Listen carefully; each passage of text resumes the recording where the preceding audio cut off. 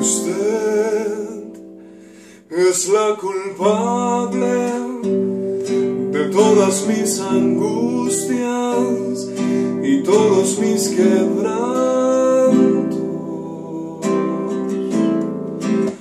Usted llenó mi vida de dulces inquietudes y amargos desencantos.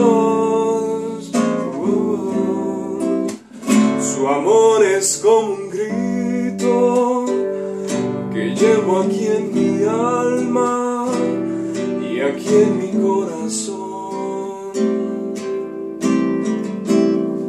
Y soy, aunque no quiera, esclavo de sus ojos, juguete de su amor.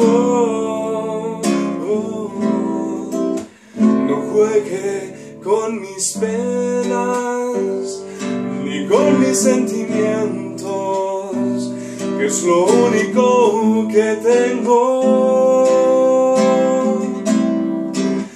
Usted es mi esperanza, mi última esperanza. Comprenda de una vez.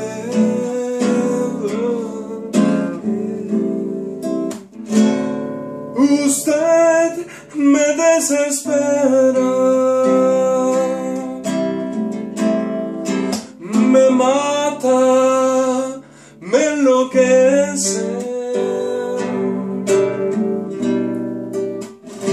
y hasta la vida diera por vencer el miedo de besarla a usted.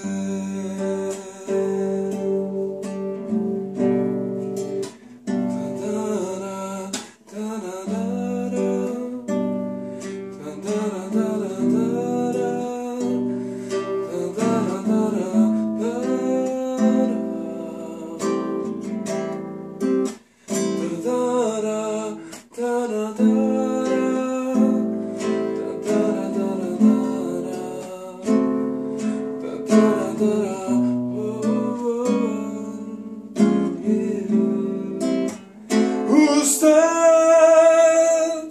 me desespera, me mata, me enloquece, y hasta la vida diera por vencer el miedo de besar